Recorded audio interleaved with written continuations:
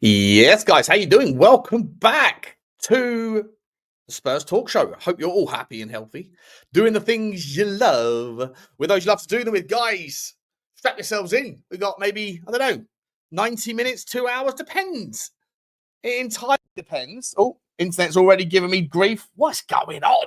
What is going on with my internet? It's been absolutely fine. The second I go live, like I've taken an electric shock therapy. I hope everyone is capable of doing me a couple of favors, guys. Send me some favors, some party favors. Smash the like button for me if you don't mind. Hit the subscribe button. British engineering at its best. 100% Geek Jinx. Good to see you. Hit the subscribe button if you haven't already. Hit the notification bell and drop a comment or two as we go through. I'll be interacting with the comment section as much as I can today. I feel like I always start that way, and then suddenly it just sort of disappears off. But guys, we've got a lot to talk about because, you know, Fabrizio Romano, well, he's had a bit of a nightmare this summer. He's had a bit of a nightmare, specifically with regards to Tottenham, but not just with Tottenham.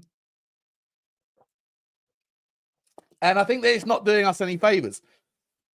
I feel like, I said it yesterday, I feel like there's hang on.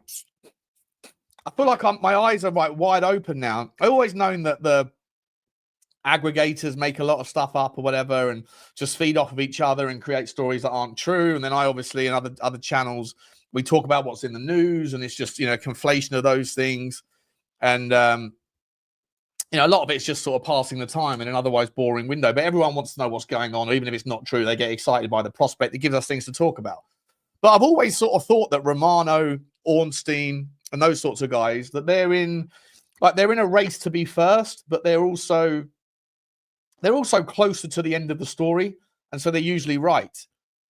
But Romano, it just feels a little bit different to me this year. It feels like Romano is almost like he's, I don't know, like a paid shill almost for certain narratives that are unsettling Tottenham fans, massively unsettling Tottenham fans. The Twitter sphere is, or the exosphere, whatever we're going to call it, it's become incredible. I mean, it's always been the toxic cesspit of social media where everyone just becomes the worst version of themselves. And, you know, you would never act up to people in real life the way you would do on Twitter.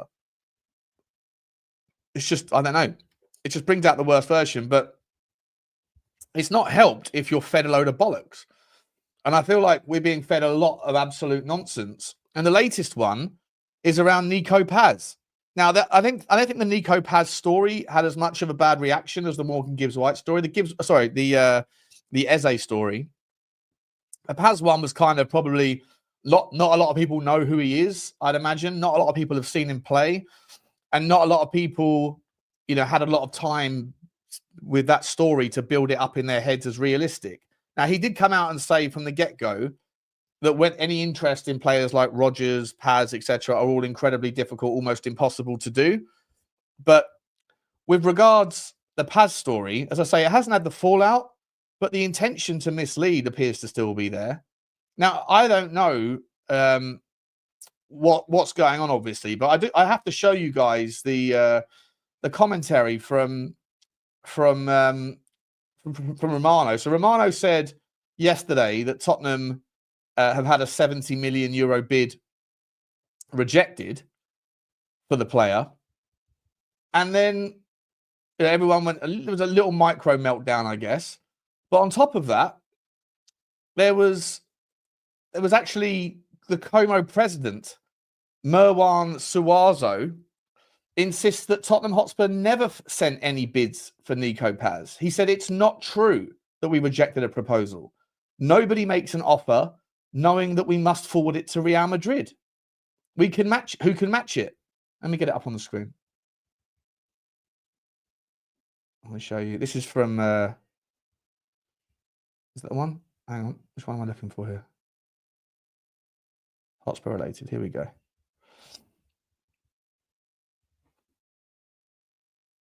Sorry, guys.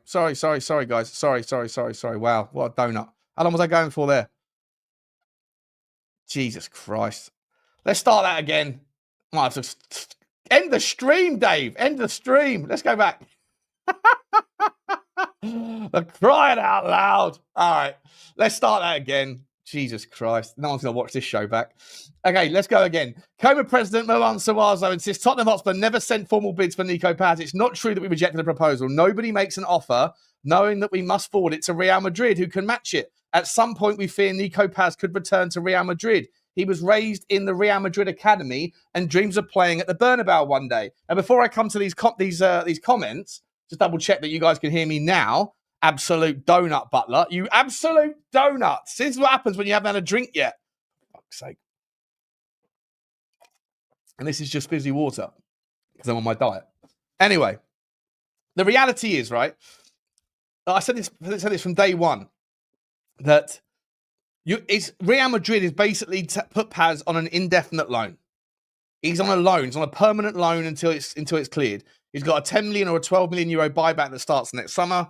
But any offer that comes in that Tottenham would make or anyone else would have to go to Real Madrid.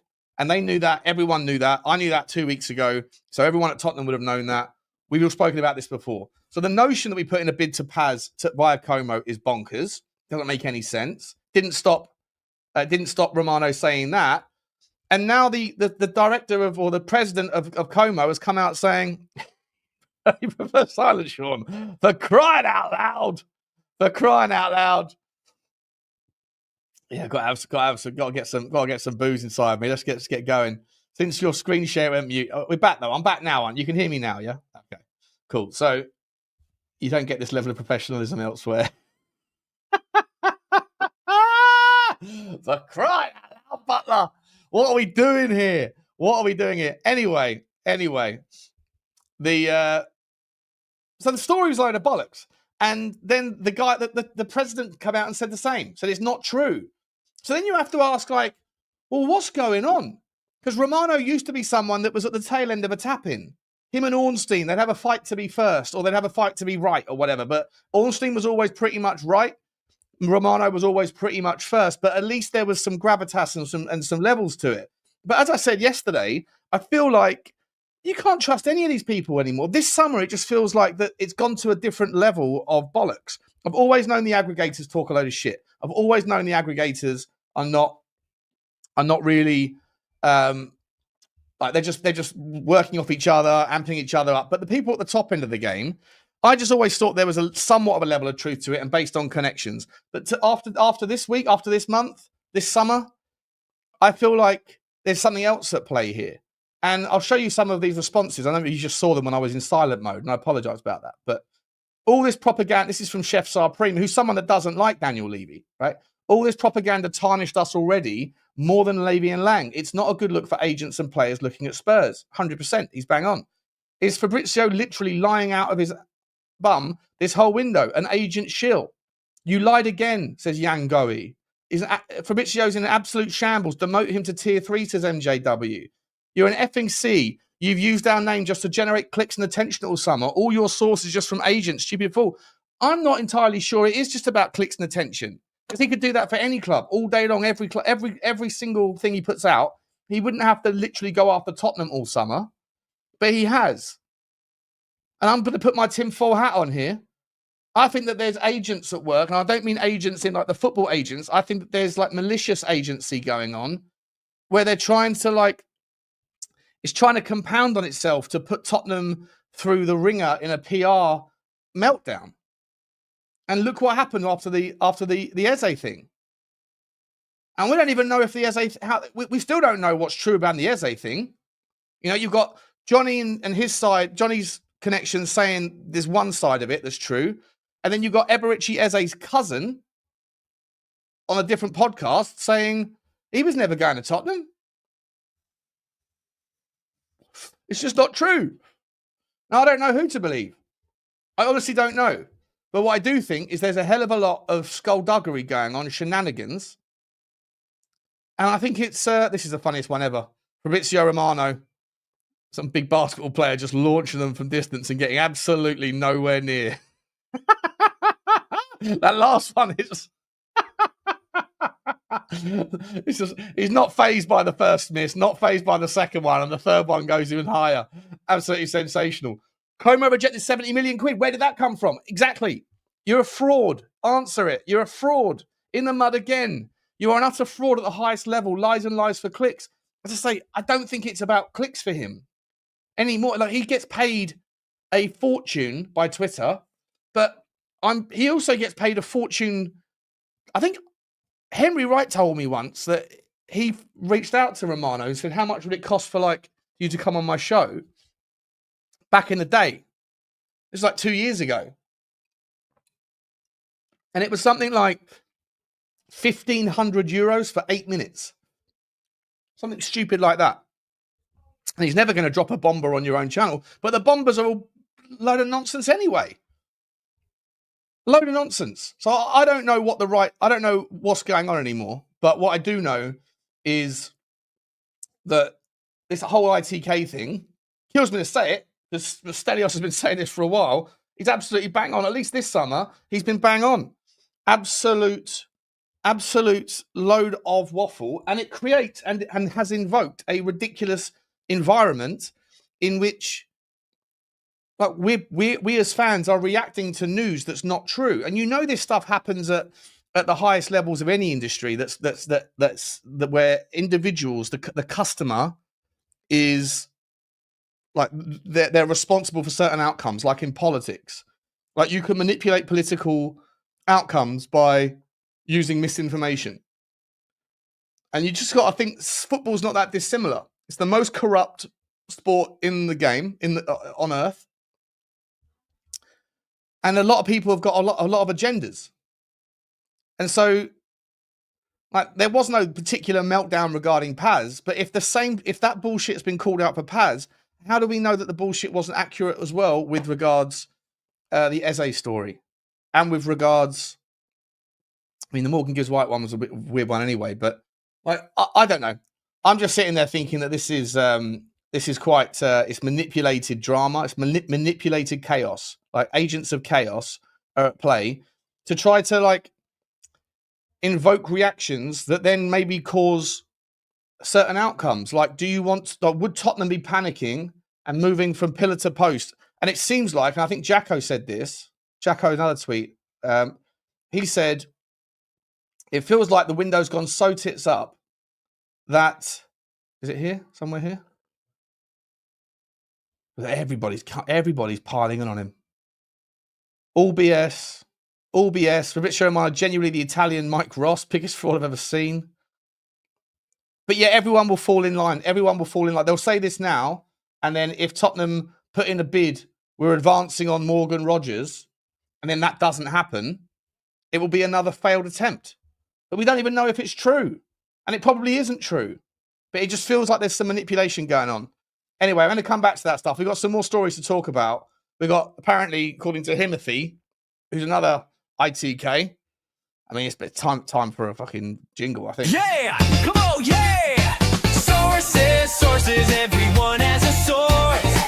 They're never right, but we'll share them, of course. I know a guy who knows all the discourse. Content's got a content, and trust me, bro, is my source. Trust me, bro, is my source. Indeed. Indeedy do. O'Keefe confirmed we did bid for Hincapie. Gold says he didn't. This is what I'm talking about. I mean, O'Keefe said that we were close on Eze. Were we? Not according to Eze's cousin, but yes, according to Johnny's mate. And Johnny's mate is connected to that whole thing. So, like, I'm inclined to listen to Johnny, but then Johnny wasn't in the room either, right? And neither was Eze's cousin. So there's a hell of a lot of secondhand information and a hell of a lot of hearsay. And hearsay doesn't work in a court of law. You can't say, I know it's a fact because someone told me, even if that person was in the room. If they're not in the court to verify, you can't say that shit. Either way, it doesn't matter. The outcome is all that matters, right? The outcome is we don't have any players at the moment that are going to protect us from an injury crisis. And you know we are only a couple of injuries away from a monster crisis. And on that basis, where I land right now, and I said to you guys that I would always wait until the end of the window, right, before I have my meltdown. And I will, because there's 5 days is a long time in in football, and there are still dozens and dozens and dozens of teams that are scrambling to get things done. Of course, it makes it all very difficult because there's no time for the other team to kind of to replace and all that stuff. And so there's probably like 4 or 5 different stories that are spinning in the back rooms at Tottenham. And we also know that Johan Lang likes to keep all of this stuff close to his chest. If, in fact, Johan Lang is still involved at Tottenham, and I think that there's a lot of reasons to believe that when he got sent back on holiday or whatever, I think he's on gardening leave. I think that Daniel Levy is going to throw him under the bus. You know, someone was telling me the £10 million faux pas with regards that the Johnny Cardoso, error with the contract clause, all that stuff, and then just basically a failed window in terms of getting some of these deals over the line is largely down to Lang. I would actually say, look, for what it's worth, I don't think he's worth his weight at all. I don't think he's worth his money. And I think he should be gone. I think Paratici should be rightly reinstalled as head of director of football. That said, I also think that Daniel Levy is paying the piper for years and years and years of creating a reputation for being a bit of an exhausting donut of a negotiator. I have always said the guy is, if he has leverage, he can sort of twist the thumb, right? Twist the hand and put the thumb screws on. But it hasn't worked out that way this summer. And Daniel Levy surely is in the mud. And to be honest, if this is the way the window finishes, then whilst I've always been more and more, no one ever seems to think I say this stuff, but I've said it 1,000 times. I would like Daniel Levy to move aside. I'm more than happy for Vivian Lewis or whoever else to put him onto the footballing, the non-footballing stuff. Let someone else come in. Who that is, I don't know, because you still have, there's nobody at the club that, like the Charringtons of this world, don't understand football either. And if you're handing over like the keys of the kingdom to the football negotiations to like a Paratici or someone of that ilk, then that comes with its own problems as well. Because, spending other people's money can also lead you down the path of mistakes. Manchester United have made that mistake 100 times. So I don't think it's not an easy switch up. It's not an easy situation just to go, okay, you go over here and then someone else take over the football, because you ultimately do want the person who's signing the checks to be the person who has control over the money. Like you should want that. You should want some sort of level of accountability. And I don't know who that sort of person is. Who was the geezer, the director of football? I'm trying to think what his name is now. Ralph Rangnick. Someone like him, right? Is someone like an ecosystem type of director of football. But again, wherever he's been, he hasn't been the guy that's been in charge of the numbers. You just have a relationship between that person and the guy who's in charge of the checkbook, where that person allows him to pick the players he wants. But you still need a bean counter to be able to figure out the kind of various numbers. You just don't want that person doing the negotiations of it. And that's been the case. That's been my stance for a long time. Like, it's not an easy switch. This notion that anyone but him will do is madness. It's absolutely madness. And also the fact of the matter is that the club is worth 4 billion quid or 3 billion quid. And so by proxy of the price tag, you've already filtered out 99.99% of all of the potential relevant alternatives anyway. So what you're left with is a handful of people that might be able to do it. And then within those, you're not going to want all of them. Just because they can afford the club doesn't mean that you should want them running the football side anyway, because they won't necessarily know anything about football. It's a very, very, very thin line. And I want everyone to sort of be conscious of that stuff when they're furious and they're saying, get him out. Fair enough. Like, whatever you want. Like I say, I don't care where anyone lands specifically.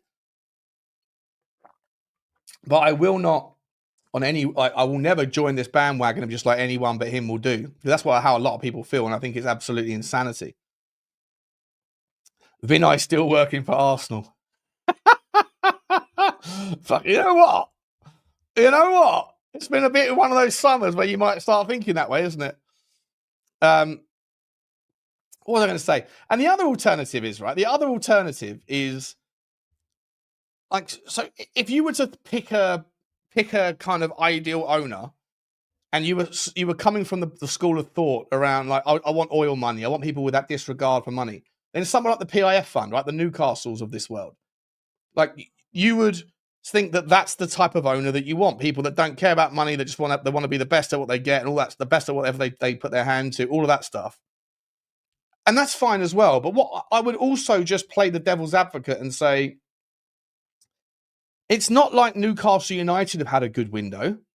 Their window is worse than ours. They've signed 2 players. They've lost a few. They've got a horrible situation with their director of football leaving and no real direction there. And they have that whole horrible situation that's unresolved with regards Alex Isak. They lost last night. They drew in their first game. Like they're under the cosh. They're having a really volatile sort of summer, and that's being conducted by a team who the owners of whom most people would think are dream owners. If you park any of those moral hazards that some people have, forget all that shit and just say, what sort of owner do you want? I want one with more money than sense and that just wants to be the best and yada yada, all that stuff. Well, that's Newcastle. And yet their summer has been filled with exactly the same level of frustrations as Tottenham have, because they have also reached for the stars 3 or 4 times more than Tottenham have and landed on nothing. Everyone they've gone for that they wanted has essentially either been cock-blocked by the selling club not wanting to let them go, which we might be finding with a Savio or with a Paz if there was any truth to it, or the player goes elsewhere to a club that is deemed a bigger draw, as in the case with Sesko. Sesko is their version of Eze. Morgan Gibbs-White is their version of Vissa or whatever. At least we haven't got Romero that's refusing to play like they have with Isak. And all of that, but not carbon copy, but very similar, very, very similar style of summer. Well, that's all being conducted under the banner of the perfect owner that most people would say they want. So I think that we need to be angry, be frustrated, be wary of what you're reading because it's not true a lot of the time, but still recognize the ultimate outcome is it doesn't matter whether the individual stories are being forced with misinformation and agents are trumping things up and Romano's a donut, whatever. At the end of the day, there's 5 days of the window left and we've got 2 players in and we are 1 critical injury away from about 5 different players in that team from going back to basics and back to square one. That is terrifying, and that's all that matters. And so rightly be frustrated by that. I am. I know most of you are. I know most of you want to throw your anguish towards a certain person or a certain group or whatever, and that's fine, by the way. I've never told you not to. Feel how you want to feel. I just want to understand how you get to where you feel. And when I hear people, like the Lubos or the Stels or whoever else in the world and the content that I put out, when I hear those people just jump from hoop to hoop and just reminding everyone of all of the negatives over 25 years and gloss over the positives, then I'll call out the inconsistent narrative and the agenda. But in terms of whether or not you actually land on Levy out, that doesn't bother me. I don't care how you feel. You shouldn't care how I feel. You should just feel how you feel and be content with being able to get yourself there critically and analytically. That's what intelligent people do.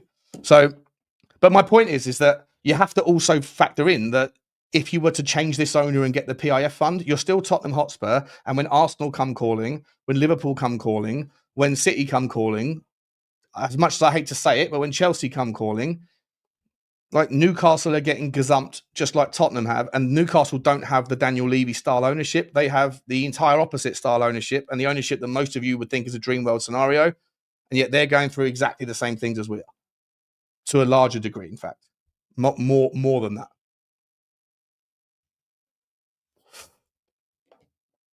Frank, you can't defend this board anymore, Sean. Well, I'm not defending the board. By the way, I don't defend the board. I defend the inconsistent logic that is applied to other people's opinions. I just explained that. What is your angle in defense of Levy? I'm not defending him. Are you listening? Did anyone just listen to the? I mean, I know I was on mute like at the start of the show. If you've just joined, by the way, it seems like it's a raid from Saba. Big up to you, Saba. Thanks, mate. Appreciate you, buddy. Hope you're well. But look, you're gonna on Saba's channel. You're gonna. I saw the name of his title, like utter incompetence and all that stuff. I know that's a sort of like that's the narrative that he wants to run with.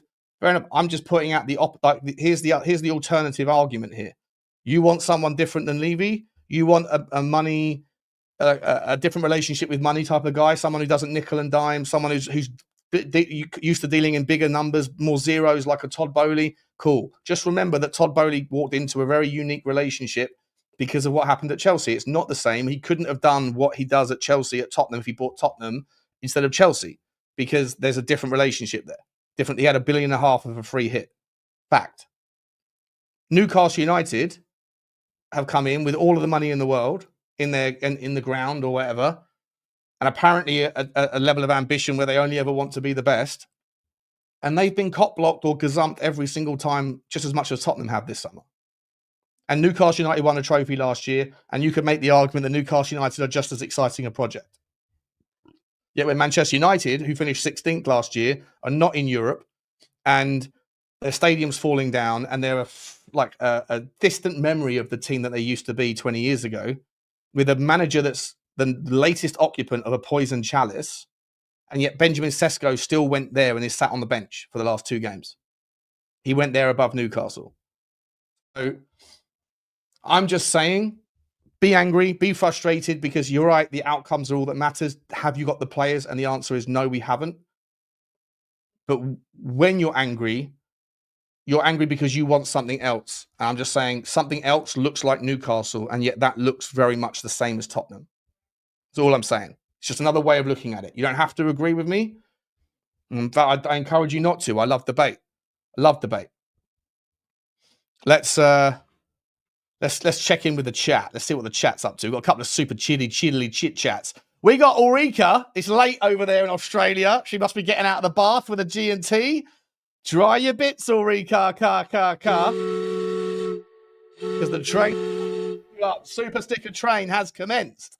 Appreciate you very much indeed. Let me just put the fan on because it's bloody hot here. 1 second, guys.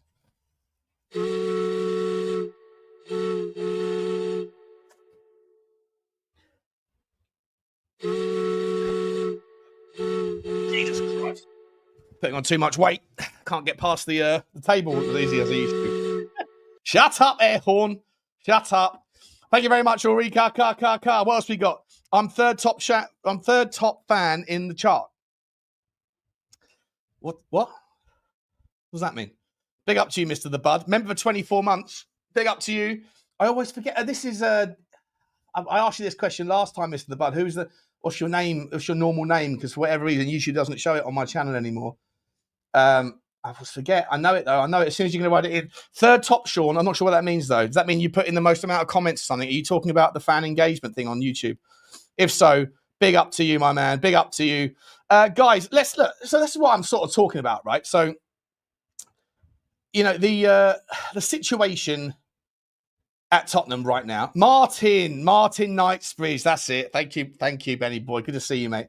Thank you very much. What's Phil Coy saying? Big up to you, Phil. Sean, i.e. a Savinho and an Agliuche. Not one fan will give a fuck how long we have taken to get these players in the window. Would be the best one for a long, long while. But we have to make it reality. It's very odd, isn't it? It's very odd, Phil, that you have absolute meltdowns happening.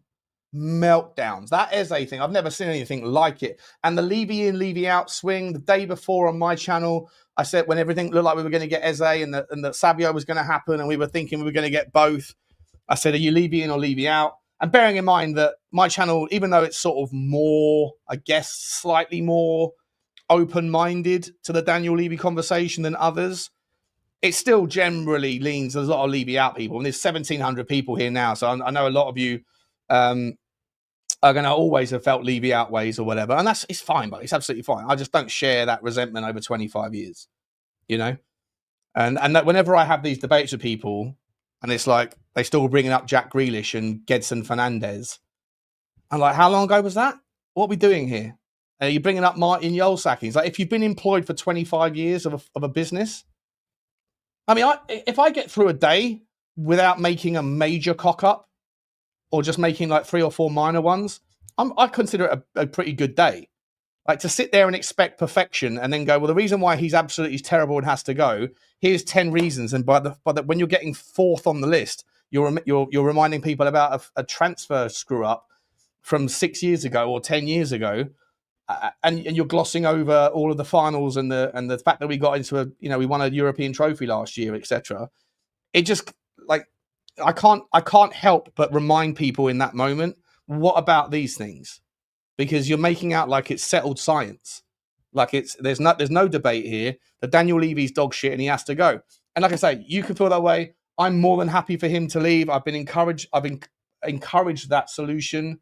That Tottenham Hotspur, if they can find the right guy to come in to lead the negotiations and be more in charge of the overall conduct of the footballing side of the club, and that Daniel Levy doesn't have to lead negotiations in transfers, and he doesn't have to kind of kowbow to anyone, this other name, and he's just given a budget. If he's just given a budget, like this summer, you've got, squad cost ratios, you have, including your salaries, your wages, all that stuff. Here's the numbers. Here's this. Here's that. Here's the other. You can basically sign, 130 million pounds worth of talent, but you have to figure it out over 5 years. The problem is, right, with all of this amortization stuff, this is the issue, is that you're always going to need the bean counter.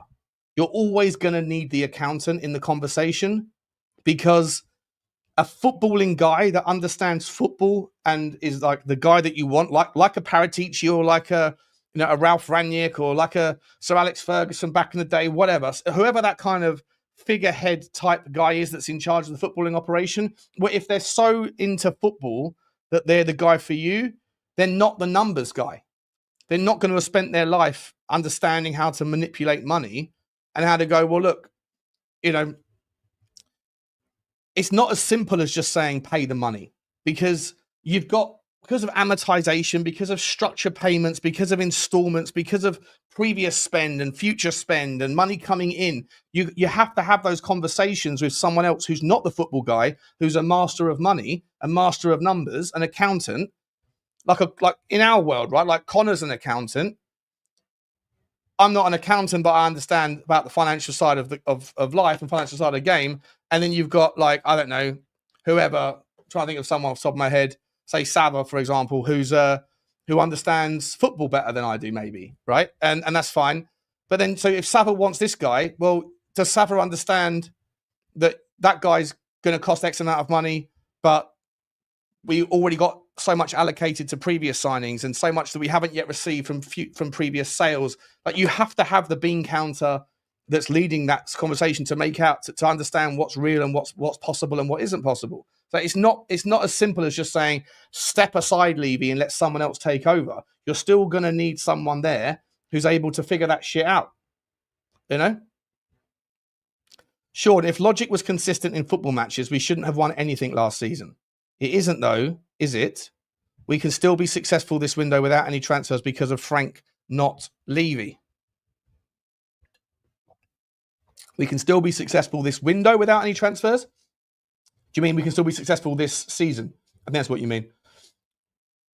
And yeah, look, for 100%, right? So Thomas Frank, for me, and I'm going to talk about that in the second half of the show. I'm not going to make this all about Daniel Levy and transfers.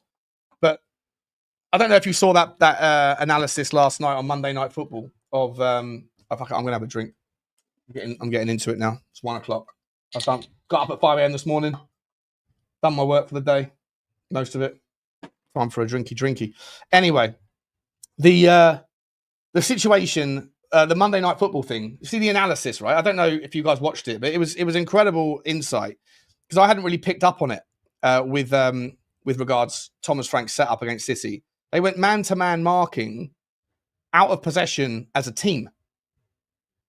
Like, you usually get man-to-man marking, like the danger man might get man-to-man marked by one midfielder, usually not necessarily the most creative midfielder or the most important defensive midfielder, but just a midfielder might man-to-man mark the danger man to essentially try to nullify his threat. I think like Romero sort of did it against ITKs away from home in Frankfurt, and it worked as soon as Götze went off the pitch injured. But against Man City, like Carragher or whoever it was that was doing the feedback, I think it was Carragher and Henry, was it? They were talking about the fact that like normally you see centre backs as the deepest lying members of a team when the ball is with the other team, but down their end of the pitch. And it was our fullbacks. It was Pedro Porro and Jed Spence because we were man-to-man marking Oscar Bob and Omar Mamouche. And I sort of thought about it. And then I looked at some Jacko, the guy who did a video on his YouTube channel. Go over to Jacko as well, by the way. He's good on Twitter, but his tactical stuff is very clever on YouTube. He's got a small channel, but he should be liked, should be supported. And he went through it as well. And I was like, it's a fascinating insight to what we've got coming for us. And I love the unpredictability of Thomas Frank and Cochrane and the guys in that whole setup, because in 3 different games we played 2 monster teams and a kind of and a relegation candidate, and we've switched it up in 3 different ways. Like you would have thought we were going to play something similar to how we did PSG against City, and I'm guessing City probably thought the same, but we didn't. Not only did we do a back 4, we also did a man-to-man marking system when the ball was in play. Like man-to-man marking can be like a set piece tactic.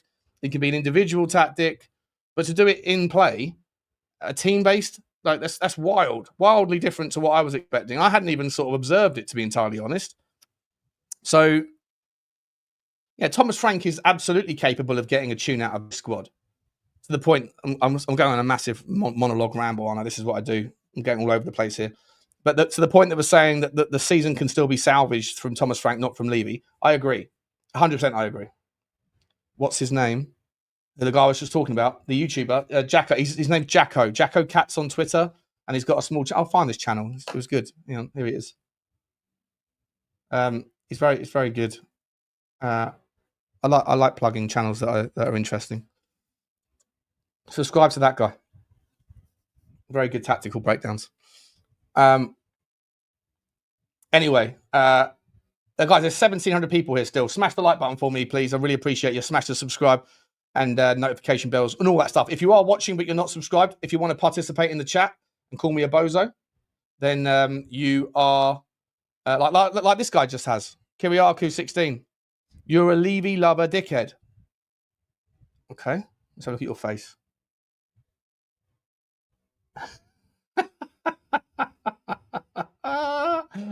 There you go.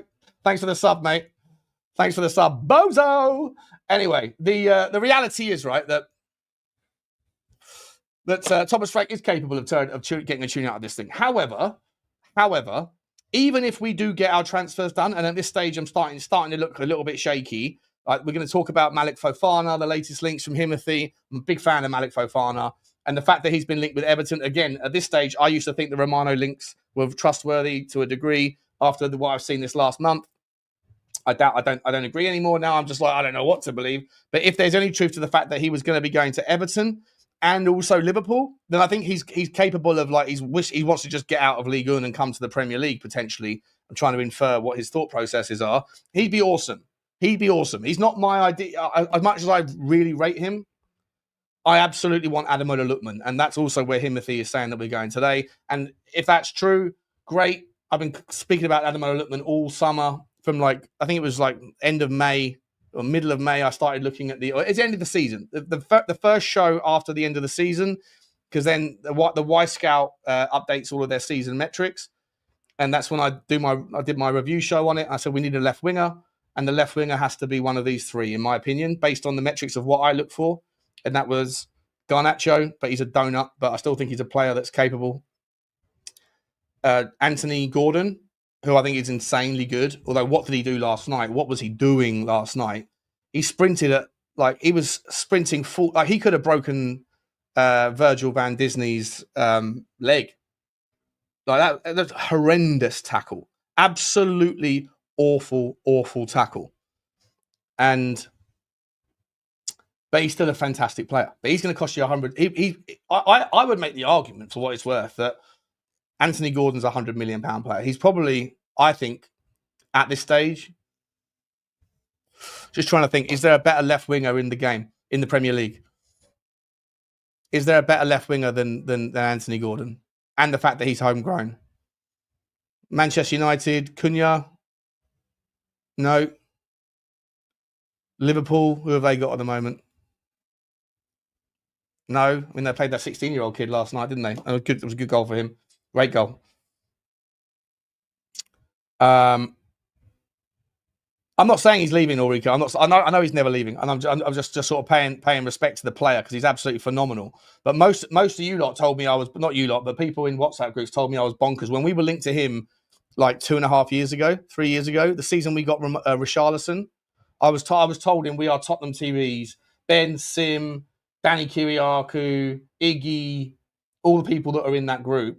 They all said, when I said we have to go and get Anthony Gordon, they all said he was an absolute. This is before he left Everton. Everyone told me I was a donut. And then when we were linked to Richarlison, I said, please, God, for the love of God, do not do that to me.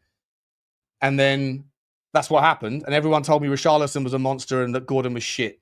And until basically the last week, Richarlison has been shit and Gordon's been the monster. You know? Anyway.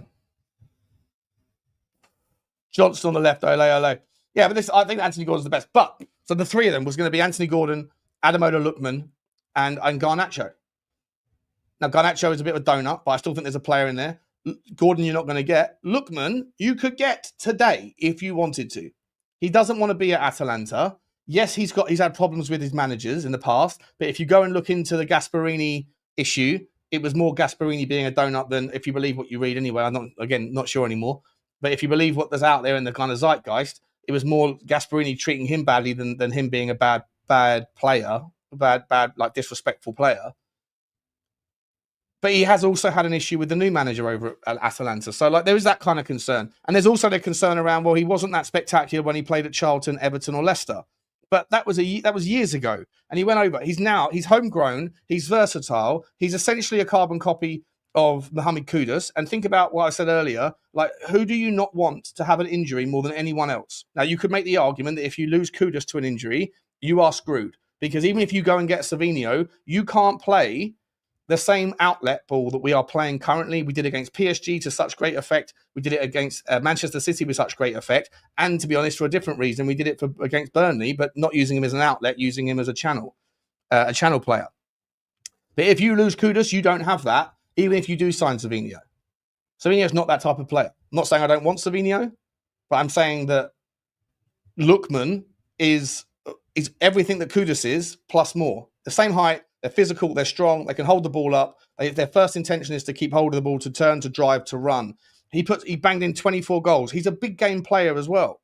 Scored 3 goals in the Super Cup, in the Europa League final. There's nothing to dislike about him. The only thing the only negatives that on the con list is the unknown about whether he's Premier League standard.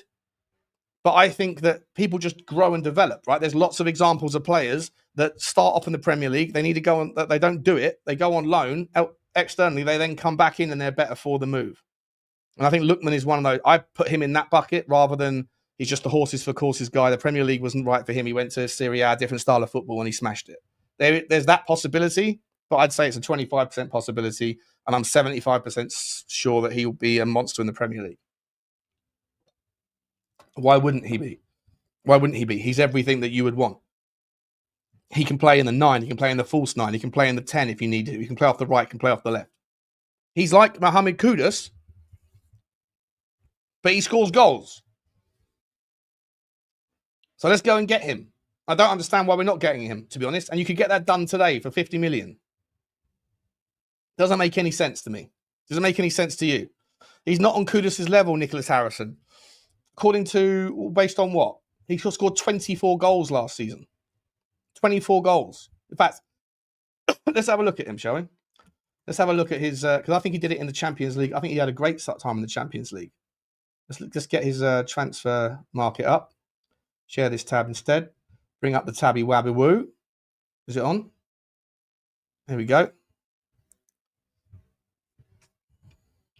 Stats. All seasons. Yeah, look at that. Champions League last season, 7 games, 5 goals, 2 assists. What are we talking about? He's not on Mohamed Kudus' level. In his Serie A, 20 GA from 31 games. What are we talking about? Season before, 19 GA from 31 games. And in the Europa League, 5 goals and 1 assist. 3 of them in the final, by the way. Serie A the season before, 21 GA. Italia Cup, 2 from 2. The 21-22 season, 26 games for Leicester, 6 goals. Not fantastic, but he only played 1,450 minutes. He's improved year on year on year. He's getting better and better and better. And he's 27. It's not like he's past it. It's not like he's past it.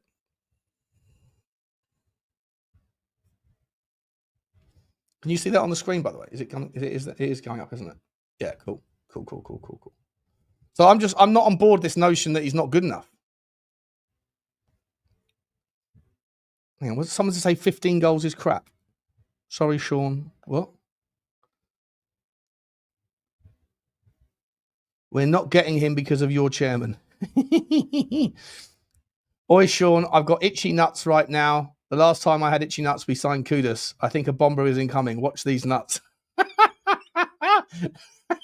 I don't want to watch your nuts, but you keep me informed, my man.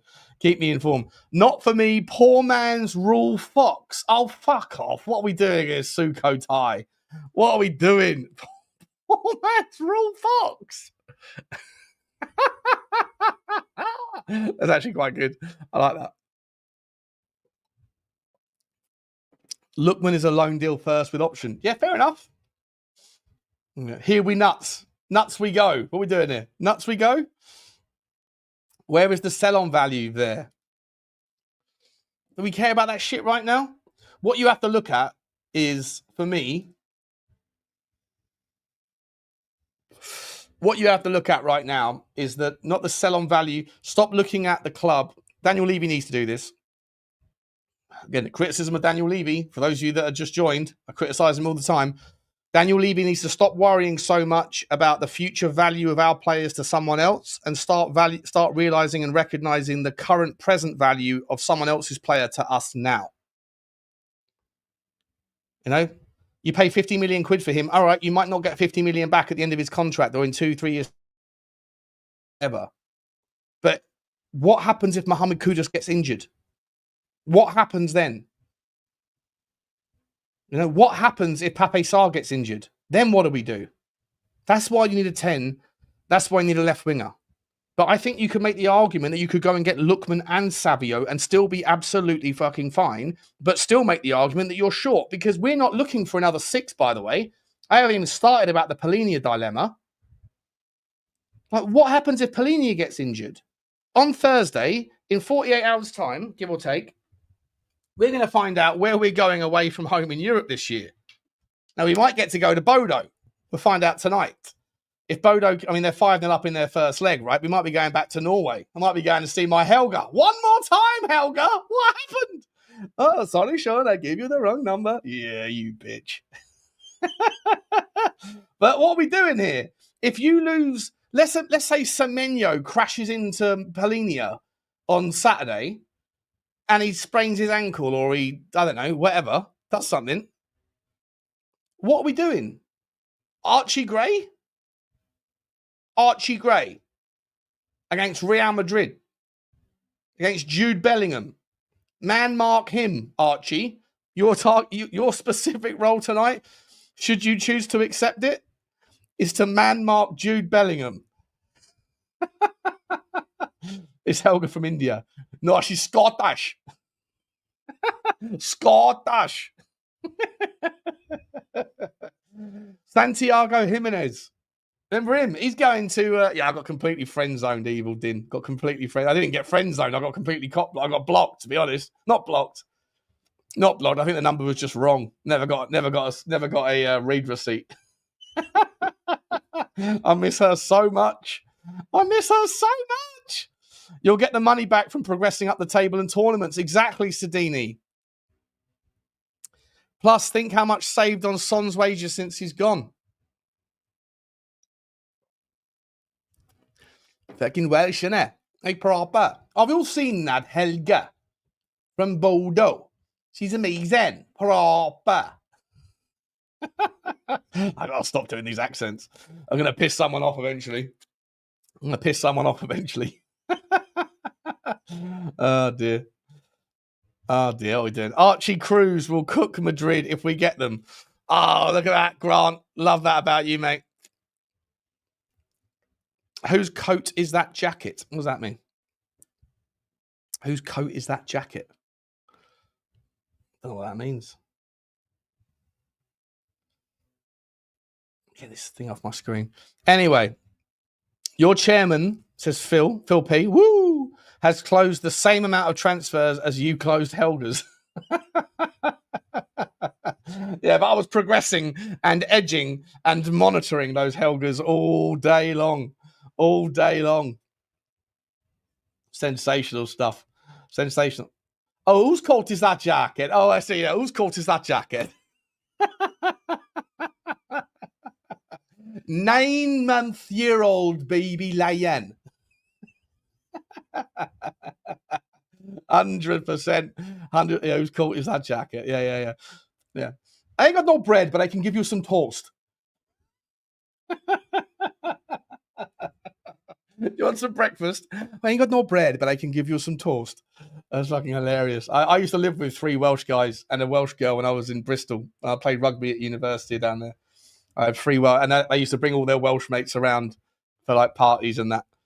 Oh, mate. The Welsh are fantastic. They're fantastic people. Brilliant banter. Brilliant banter. Lookman Loan, Lee Kang In, a DM to rotate with Polinia and a CB that can do FB. Jessica, we got 4 days, mate. We got 4 days. Right now, I'll just take a loan. I'll take a Lookman loan and I'll still call it a 7 out of 10 window because I'm shameless. What I was going to say about this window, right? It does feel to me a little bit like everybody doesn't really know how to land on where we're at. Like the thus far story is one of those like the old stuff we used to do on this channel a few seasons ago with Soren. If he's watching, he knows the thus far story. But I don't know. To me, it feels like this window could be an 8.5, 9 out of 10 if we sign 2 players. Or if we sign 1, it's like a 7 out of 10. If it stays where it is, it's like a 5 out of 10. But to some people, it's a 1 out of 10. What are you saying? Give me a number between 1 and 10 right now in the chat. There's 1,700 people here. By the way, smash the granny out the like button, please, guys. All I need from you is just to hit the like button and smash the subscribe if you want to come and chat. And let me just put out the hang on. 1, 2, 9, 6. Wait. 1, 2.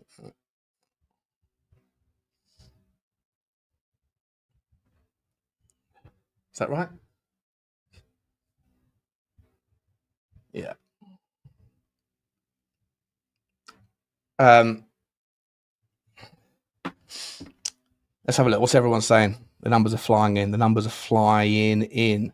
This is a thus far, right? Thus far. Jesus, a lot of numbers here. 4 out of 10. 4, 4, 4, 4. 6.5.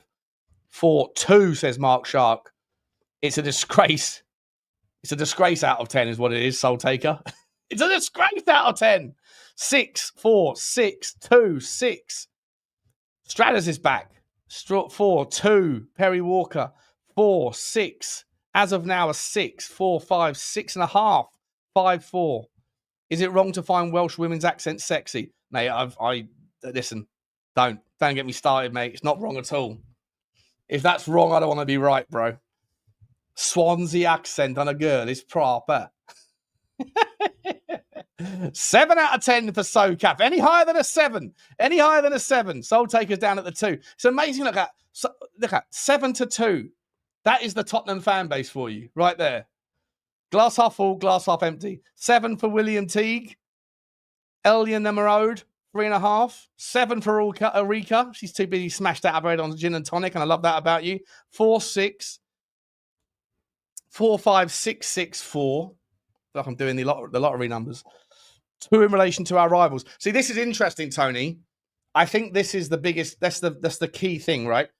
when you have an opinion about something, it's always relative to something else, right? Your opinion is based on something else being the benchmark or the baseline. And it's like right now, I'd probably give the window like a 5 out of 10, 4.5, 5 out of 10. I think that Romero staying is massive. I think Jed Spence staying is massive. I think that Paulinho is the best signing we've made for a long time. And I think that Kudus is the best potential full-term signing we've made for a long time. He's just exactly what we needed. But if he gets injured, we are fucked. And I think Kudus is sensational. And I don't think we really appreciated Kudus because the very next day we were straight onto the Morgan Gibbs White thing. And then when that didn't happen, it became negative again.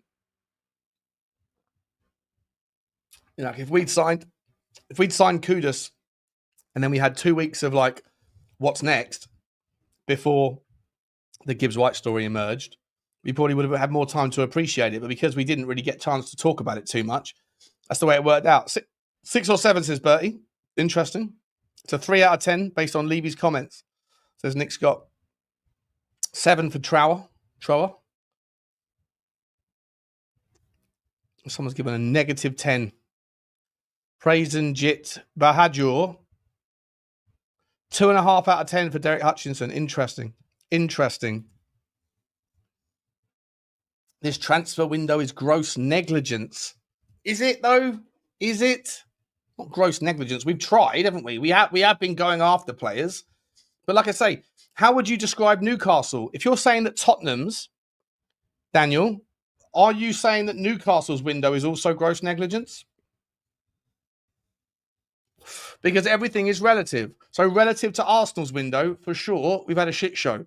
Relative to Liverpool's, for sure, we've had a shit show. Relative to Chelsea's, for sure. City got most of their business done, but they look really floppy and flappy. I've been very unimpressed with City.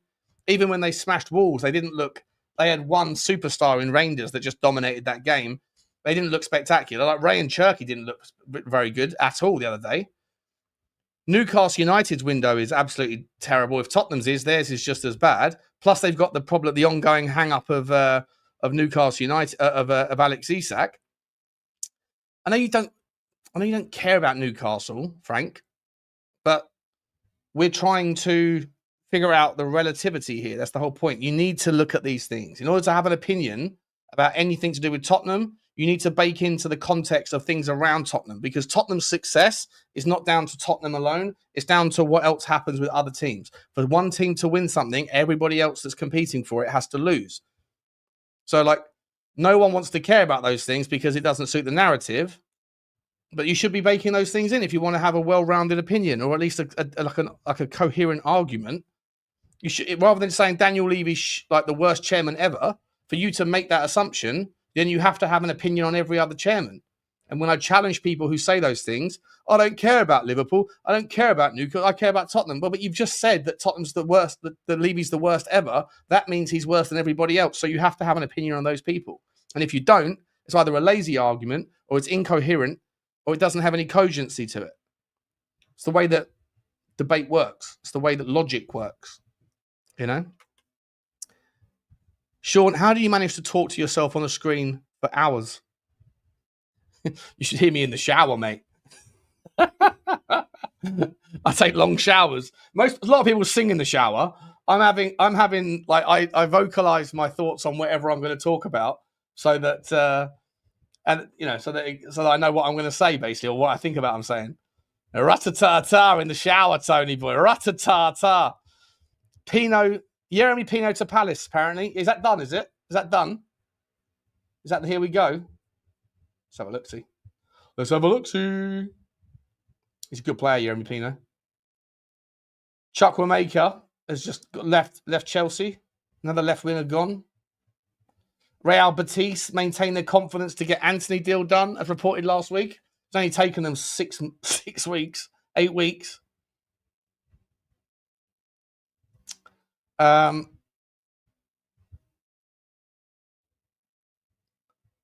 Alejo Veliz has scored a goal.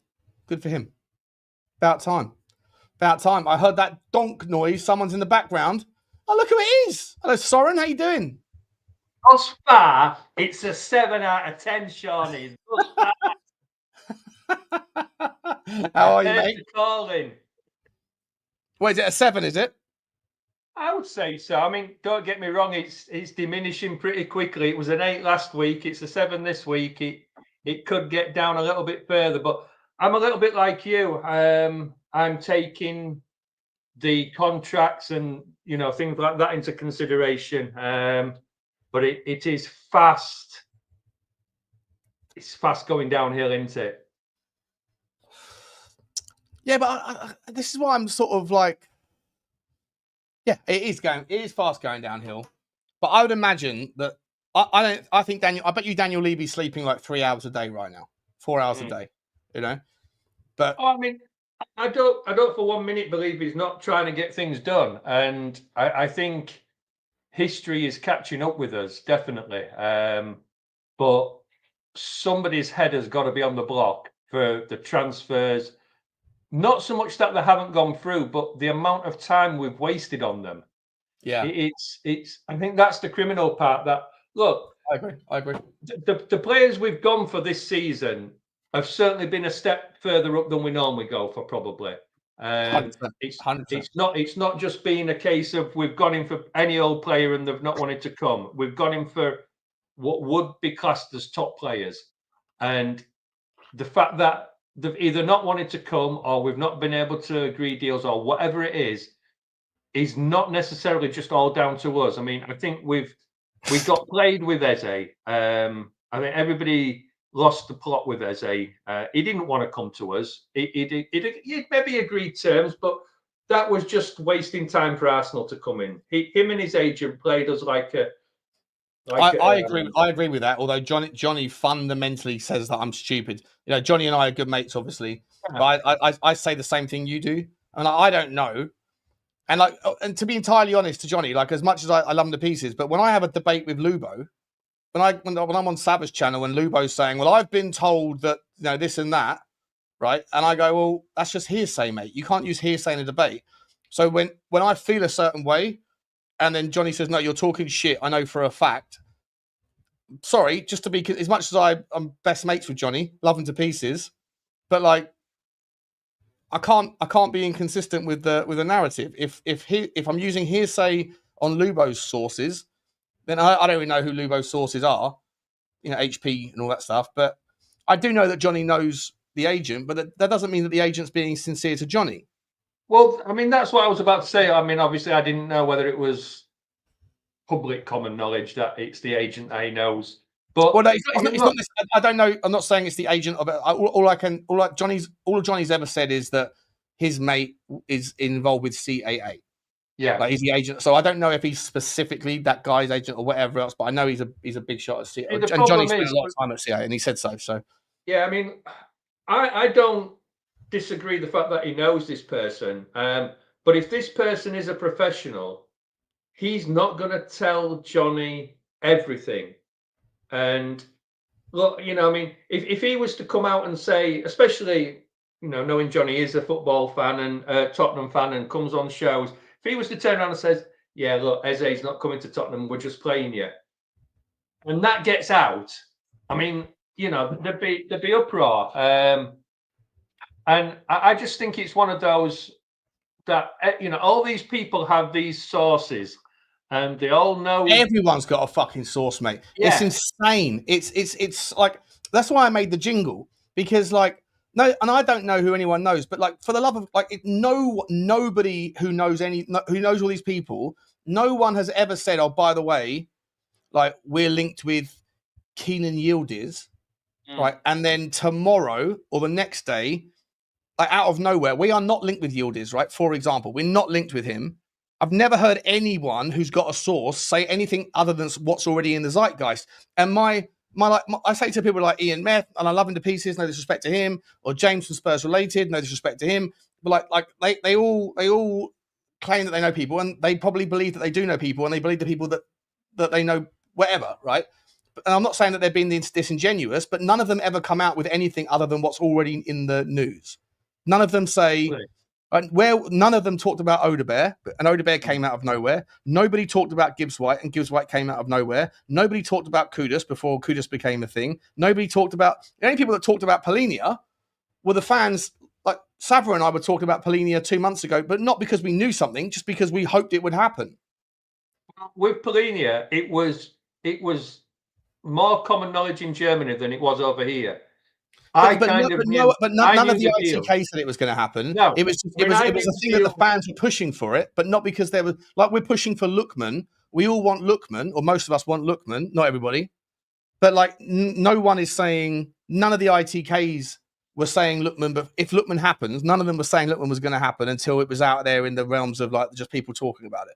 So like, I'd love one of these ITKs to come up and say Tottenham are interested in, I don't know, even Savinho, perfect example, right? Nobody fucking mentioned Savinho before Savinho suddenly dropped to Ornstein or to Romano. Yeah. And this is the thing that if you actually watch, say, like X or any social media, one of the big boys will drop it, and then within 5 minutes, 9 or 10 other people are dropping it because they've seen that, so they jump on the bandwagon. And there's not many people that go out there and stick the block out and say something, and nobody else is reporting it and stick by it, and then it actually comes true. You know what I mean? Yeah. But the problem is, I mean, we've said it, and you know, I've said it to a few people, and you've said it. If you chuck enough mud, something sticks. And then if you only concentrate on the little bit that sticks, and you keep saying, "I told you, I told you, I told you," nobody remembers what about the other 100 things. Stick. Yeah, exactly. 100%. And that's my argument. That look, as fans, I mean, and this is why your show's so good in a sense, and the other shows that are similar, where you report what is out there, not necessarily saying it's going to happen. This is what's being reported. Yeah, I just collect this because I want something to talk about. I love the summer as much as this summer's been an absolute shit show in terms of all of the main names. The big names have got it wrong. Even Ornstein's got it wrong, right? Yeah. But in terms of like, I just find it fun waking up every day. My routine every single morning is I wake up, go and wash my teeth, go and wash my face. I go straight to News Now. I go straight to Twitter. I see what's going on. I read a few things about a few players. If I don't know who they are, I'll do 20 minutes on them, 15 minutes if they're spurious links, 10 minutes wherever on the Y Scout. Take the dog out or go have a shower, talk out loud to myself in the shower with the window open. My neighbors think I'm a lunatic. They absolutely think, they look at me when I walk past them in the street, they think I'm a lunatic because they can hear the shower going and then me going, well, the problem is, right, the Daniel Levy didn't really say this. And talking to myself while shampooing and doing the, you know, all that stuff. Let the dog out or sit in front of the desk and just say, these are the stories. And then when none of these things happen, you get comments from people in the show going, Butler, you're always wrong. You don't know anything. And I'm like, I know I don't know anything. I'm not claiming I do. I don't know anything about anything. I don't know anyone. But this is the thing that as football fans, we all sit and watch these channels, and we sit and watch you, and we read the In the Knows, and we read News Now and all this lot because we want that hope. It's not that we necessarily believe what you're telling us, but we want the hope. And it's the hope that makes us. Everyone loves loves the rumors. Everyone wakes up every day. Feed me something. Like if you're of a certain age, right? I think we all are, right? I don't know if what age everybody is. In fact, guys, just hi Adrian, by the way, come to you in a second. Just everybody, just quickly shove your age into the chat. I want to know what the kind of average age is by looking at it. Whether you're and be honest, right? Like 50s, 40s, 30s, 20s, whatever. But I remember when I was growing up, when I was 13 years old, I remember every day coming home from school in the summer or before school broke up and listening to 5 Live on the radio and then checking CFAX before the internet. I remember that shit, right? And when Tottenham wasn't on it, it would drive me up the wall. And when Tottenham was, I got so excited. And even though none of them ever happened, just knowing that Tottenham, like there's a story out there. And nowadays it's just amplified by the access to the internet and people talking a load of bollocks. But I'm just seeing that now. The numbers, like, so most people are 50, 49, 93. Be up to you, man. Good luck. 55, 24. So Tobias, you probably don't remember CFAX. Garev, you won't remember that. I'm 11. Sean, stop DMing me, please.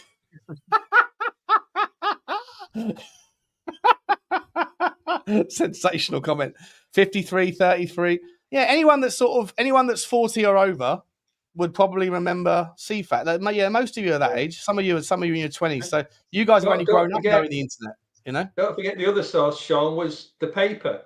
You The newspaper as well. Yes, the Sun, yeah, whatever that page is. Yeah, you know, you would sort of go wherever. You might not actually buy it yourself, but you would try and find a newspaper somewhere and just quickly look on the back page just to see what was being said on there. But like you say, you know, the news, the radio, or BBC News maybe would tell you, ITV, you know, there was no internet, nothing. Yeah. Is CFAX still around, by the way? Is it? Is it? Crouchy Steve, CFAX is still around. Adrian, how you doing, mate? How you doing? How you feeling about everything right now? Are you okay? Fine. Yeah, I've changed Fabrizio's name to Fabricato. Oh, I like that. I saw that on this thing. That was very funny. Very good. I thought, I'm not having this. You're full of shit, right? I mean, we can all talk shit, but we do it for different reasons, right? For entertainment value. Yeah. Yeah, I remember actually at Spurs, you'd have at half times, you'd have two lines of squares, right? Which they would put 1-0, 2-1, 2-1, 2-0, whatever the scores were at half time around the pitch. You didn't have any of this newspaper stuff, right? Yeah.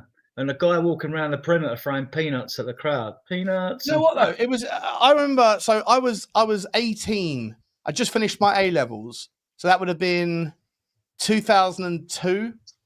Right. As the internet was around. Right. The internet was around. But I went and lived in Portugal for the summer. Me and my mate Dave went to Portugal. We both played golf to a fairly decent standard, and we went and worked as like bar flyers. Right. In the day we'd hand out flyers for. In the nighttime, we'd hand out flyers for to go into a bar. We get paid like whatever, £1 or €1, whatever it was, for like every time someone bought a drink with your flyer. And during the day, we played golf. But our routine every day was to wake up and then walk down to this sort of English cafe, have beans on toast, and then we'd spend an hour on. This was when the internet was around, but we'd still go and get the newspaper, the Sun or whatever it was. But it was a day behind. You'd get yesterday's newspaper the next day. Everything's changed since then. And that was like, I still loved it. Even though I was a day out of date with whatever was going on with Tottenham, I still couldn't start my day without knowing what was going on in the world of football. And that was page 3 covered up years ago. Was page 3 covered up then in the Sun? No, page 3 was still around. I always have a long toilet break. No, because I remember going to Spain in 1976, don't laugh. And like, they were all covered up and the newspapers out there to be covered up. Yeah, 100%. Wacker's Portuguese. Wacker from Portugal, mate. I had the best time. I was in Lagos in the southwest. Oh, that's lively there. Yeah, it was good fun. I did once upon a time. I did own a timeshare in it's further south of Lagos. We was at Club Pradiora, Benel Medina. Very nice. Which is quite lively there anyway. Like but but that all just come too costly to keep it. Whatever happened to Zoo and Nuts Mags? Eyeball Paul, whatever happened to them? Was that what happened? The woke took over, didn't it? And they cancelled Lads Mads, yeah. And so now everyone becomes something else. Anyway, boys and girls, let's get back to today's sort of gossip, shall we? So Nico Palace was a full of shit story. So we were never in for that one.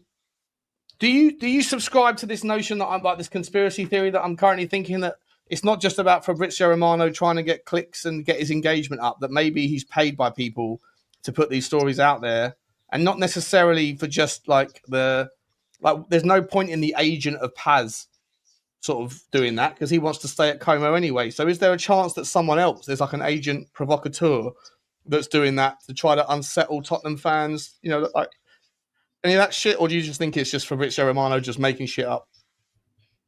Well, he's obviously got contacts, and they all want to be clever before something's announced. So if you've got someone who's a bit close, they might give you a hint of what might be going on. But a lot of misses. I mean, what happened with the Encapi as well? That was another bullshit story. Yeah, right. Another bullshit story, right? Or was it though, Adrian? Because for me, there's that. When Ali Gold came out yesterday to shut that story down, and then John Cross from the Mirror. And I don't know why they would use him. Who the fuck's the Mirror, right? What the fuck's that? But the way that tweet was written, it was like I said, like she doth the lady, she doth protest too much, right? It's from a Shakespeare play. It was like the way that was written was like there's categorically no approach, no interest, no offer. I'm like, that reads like Tottenham Hotspur are aware of what's happening in the Twitter sphere, and they want to shut this down because they know that he's going to Arsenal, and they don't want people to think it's an Eze take two.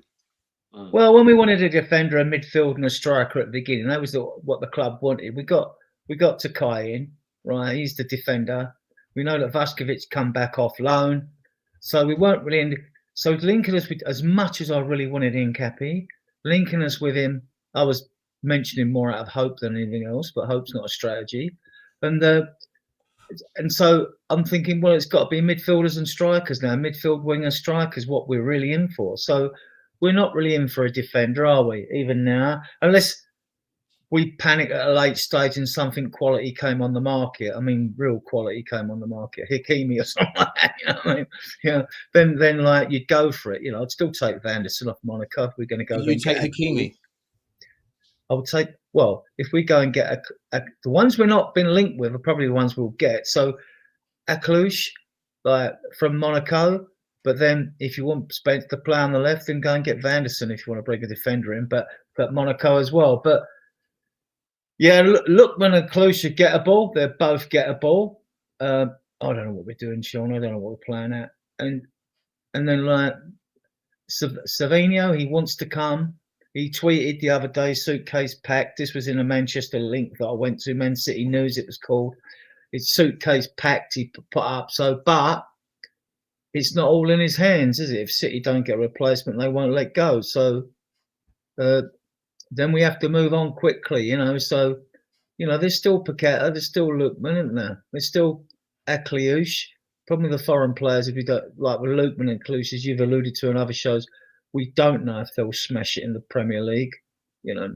And then there's the rare link to El Canouse as well.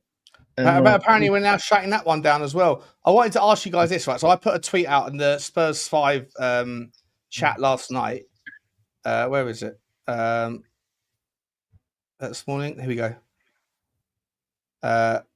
So here's the story. So any of the, I put this out. Any of these will do. By the way, any of these, and we're not linked to any of these necessarily, or all of these necessarily. But all of these players are still very much available and very much could be achievable, possibly, depending on what you think. And they haven't yet left their clubs, and they fit either the 10 or the winger kind of model. Agliouche, Paqueta, Yeremy Pino, although this morning that looks like he's now going to Crystal Palace. Kang, Ilian Ndiaye from Everton, Malik Fofana, Mikel Tadzi, Ademola Lookman, Marcus Thuram, Kubo, Oyarzabal from Sociedad, Julian Brandt, Sudakov, Harvey Elliott, Oyan Sunset, Kenan Yildiz, Pellegrini, Matheus Sule, Gui, Conceição, Pedro Gonçalves, Marco Asensio, Justin Kluivert, Semenyo. All of those players could be achievable with the right bid. And all of them immediately elevated. Pellegrini would be the cheapest. He's down to his last two. They want him off the wage bill. He's only on $6 million a year. He's 29. I haven't watched him recently. I don't know if his legs are gone at 29 or something like that. His form was a bit patchy. But he's quality. He might be a bit his legs haven't gone at 29, mate. He's fine. No. But he's got all that Italian. He's got all that experience. Though we brought Perisic in, didn't we? At that age, look what he gave us. I mean, I just think he's cultured, mate. He's cultured. He's the guy. He's the sort of player, like a Locatelli as well, right? They're the sort of players that the reason why they won't be a problem to transition to the Premier League is because they buy themselves enough time with their body shape and their ability to read the game. When you move from the Serie A or from La Liga to the Premier League, you have half a second less time on the ball than you do in those other leagues, right? The other leagues are standoffish a little bit. You know, defensive frameworks and things are more important. It's a little bit more of a slower pace. But How the many of those players like Pellegrini and the players like Locatelli, those sorts of players, Hmm. they buy themselves the extra half a second, and so when they come to the Premier League, they won't struggle because that's what they do. That's how they built their careers. So, like, to me, Pellegrini, I mean, we're not linked with him at all, but for me, I think he's a player that would absolutely offer some value. I wouldn't necessarily want to sign him on a long-term contract or anything, but if there was a chance to get him on a loan deal or something, then I don't see the harm. I think he's an absolute, and it's a numbers game, right? At the end of the day, as I said to you guys, who have been listening to the whole time, we've got a good enough squad at the moment. If everyone stays fit, we've got a great squad, but we are one injury away from being back to square one. And that one injury is not one player; it's 5 players. You lose Romero, I think you lose your captain. You lose that kind of that confidence from the captain. You lose Van der Ven, you lose your pace, and you lose your get out of jail free card. You lose Jed Spence, and you lose the defensive outlet that is on the left back, and you lose the versatility of a covering on both sides. If you lose Kudos, you lose your outlet. If you lose, to a degree, if you lose Johnson, you lose your output. But more important than any of it, if you lose Polinia, you lose your monster 6. Well, Six Udogie players should in a be team that back. you can't really afford to lose. Udogie should be back. If he doesn't play against Bournemouth or get a half, he'd definitely be back after the international break. So he's one coming back, which is good. How many of those players you mentioned, Sean, play in Italy? That's where we should be looking because they're How skilled. many of them? Yeah, in Italy. Yeah, but I mean, just Agliush, jumping backwards. No, Paqueta, no, Yeremy Pino, no, Kang, no, Ndai, no, Fofana, no, Mikotadze, no, Lookman, yes, Thuram, yes, Kubo, no, Oyarzabal, no, Brandt, no, Sudakov, no, Elliott, no, Sunset, no, Yildiz, yes, Pellegrini, yes, Sule, yes, Guari, yes, Conceição, no, Goncalves, no, Asensio, no, Kluivert, no, Semenyo, no. So like 4 of them. 6. No, 6, I think you said. I think you said 6. Lookman, Thuram, Yildiz, Pellegrini, Sule, Guari. Yeah, so 6, yeah. Yeah. Just jumping backwards a little bit, Sean, though, with the Romano thing, what's to say somebody within Spurs isn't telling certain people different stories to see what gets leaked out? And, you know, the mole's still around, is he? Isn't the mole still around? No, you know, it's. I don't believe for a minute we haven't been at some point discussing something with the agents of Vincapi.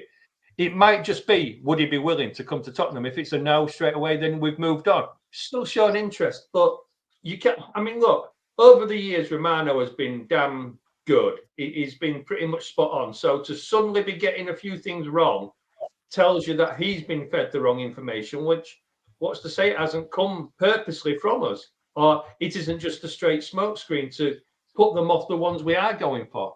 We've seen it so many. Look, last year, everyone that we were supposedly going for, we didn't get, and then all the signings we kind of got was all the ones that suddenly just were there. So why would it be any different this year?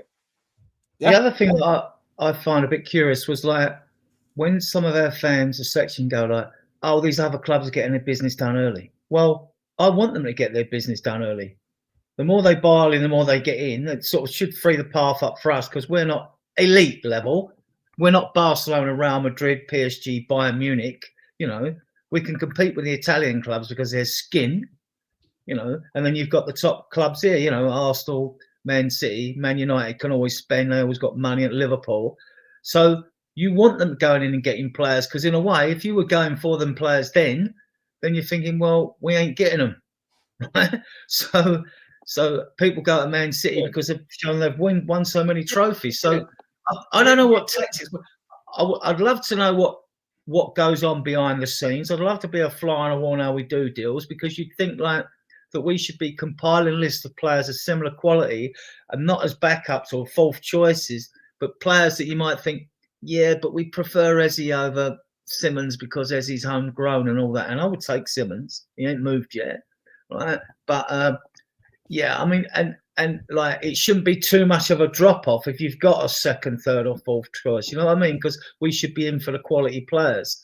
So, Adrian, you're doing the same as you did last year. You're naming these top players who probably don't want to come to Tottenham. It's all right saying we should go get him and we should go get him, Hakimi, and you know they probably don't want to come to Tottenham. So well, yeah, there's that.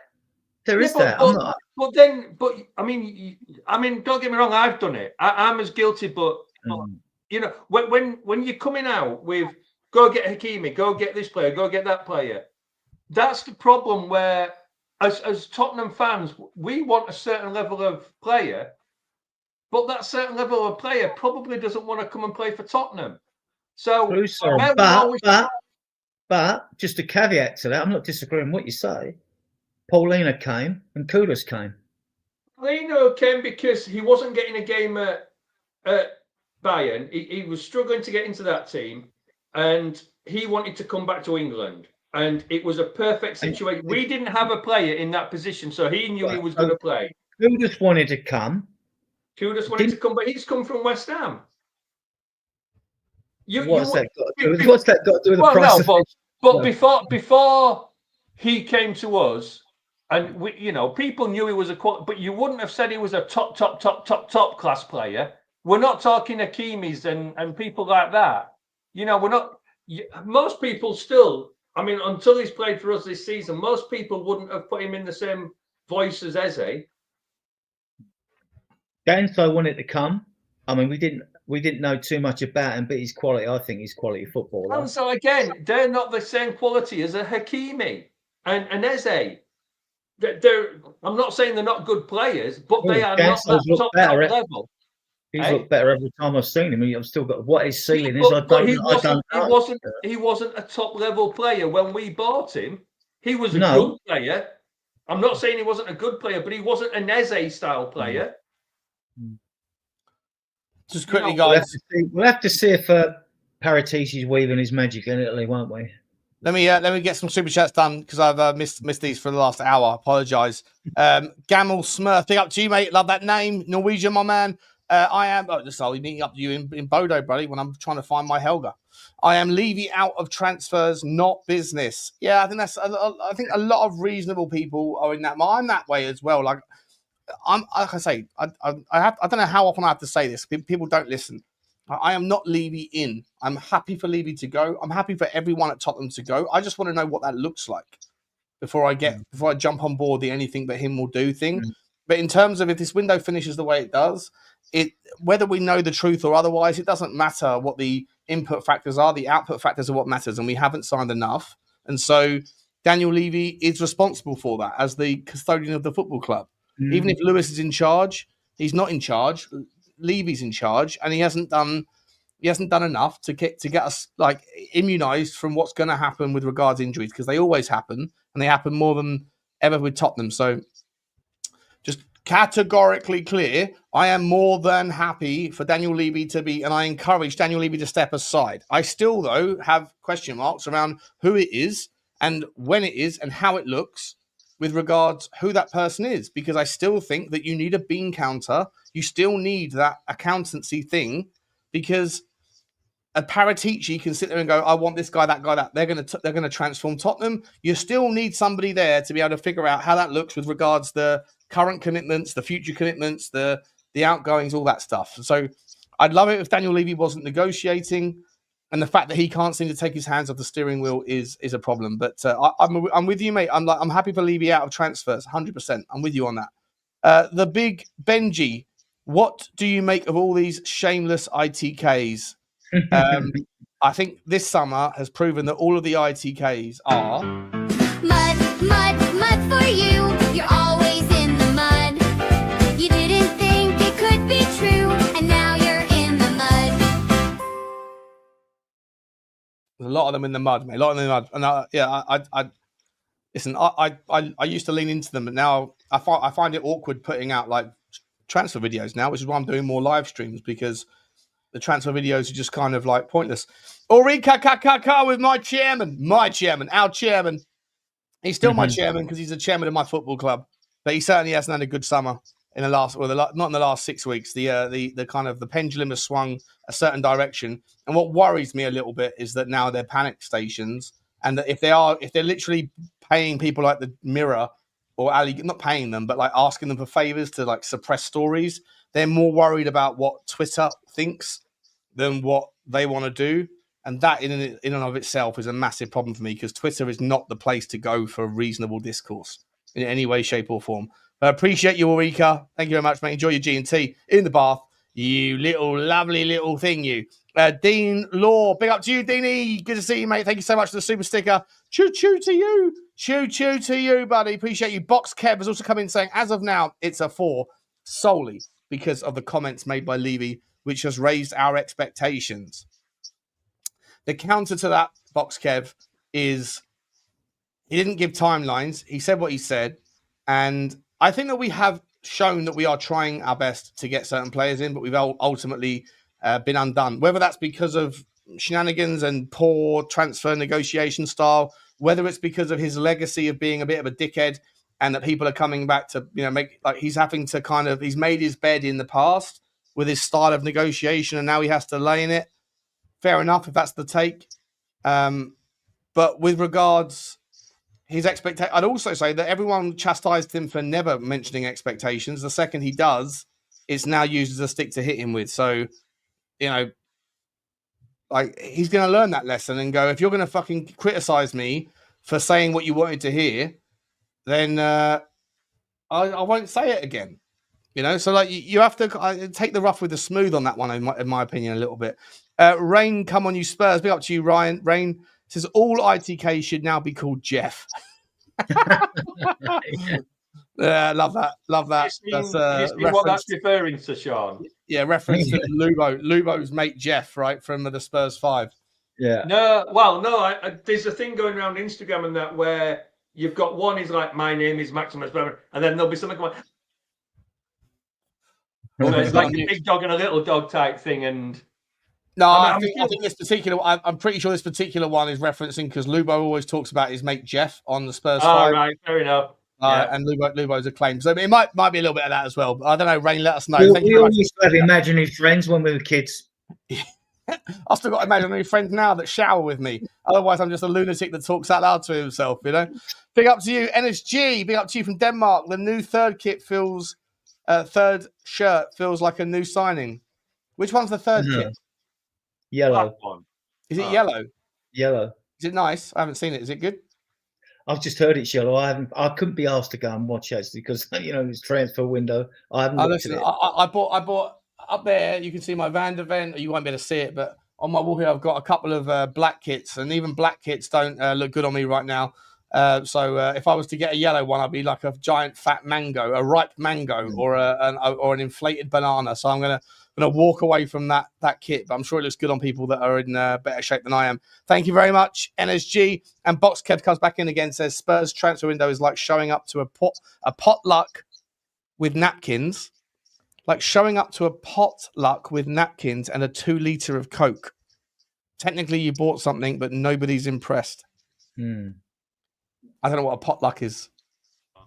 You must be. He's American. I think Box Kev is American. Yeah. The facts on the window. Appreciate you, buddy. The facts on the window is, I'd give it 7.5, right? Because we signed Kudus, we signed Paulina. They're both game changers. We didn't sell Romero, and he signed a 4-year contract. That's massive for us. Best ball playing centre back in the league. Danso was fully paid off, and Spence signed a new contract. But I get all the toxicity, and because I get the feeling, because I'm frustrated as well. I want to see more. I want another 2 in before this window closes.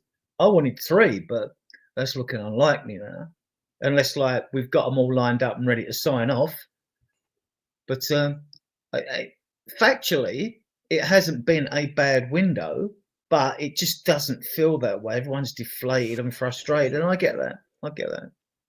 So if at the beginning of the window we'd have turned around and said, we're going to get Paulinho in and we're going to get Kudos, we'd have been quite happy with that that's 2 damn good signings. The problem is, obviously, which you couldn't write, we lost Maddison, probably for the season, and then Sonny's gone. So at the beginning of the window, we weren't losing Sonny, he was going to stay. Obviously, we still had Maddison. So when you had Paulinho and Kudos at that point, it's actually not a bad window at that point because you've got 2 starters in. But then things have gone downhill, and that's where the problem comes. The fact that we've then lost players that we haven't replaced. I mean, we can but hope that other players step up. Although my favourite saying is hope's not a strategy. Imagine if Berghvall Tel come in and smash it. That would be really good, wouldn't it? You know, they still got to develop though, haven't they? But I mean, yeah. But I'm putting in a poll. 3 to 5. Still think we'll get a couple of players in. And I mean, you know, you still kind of hope. I know there's been some reports today that the Savinho deal is off, but I still wouldn't be surprised if that's the one we did get done. Because you know, it's one of those.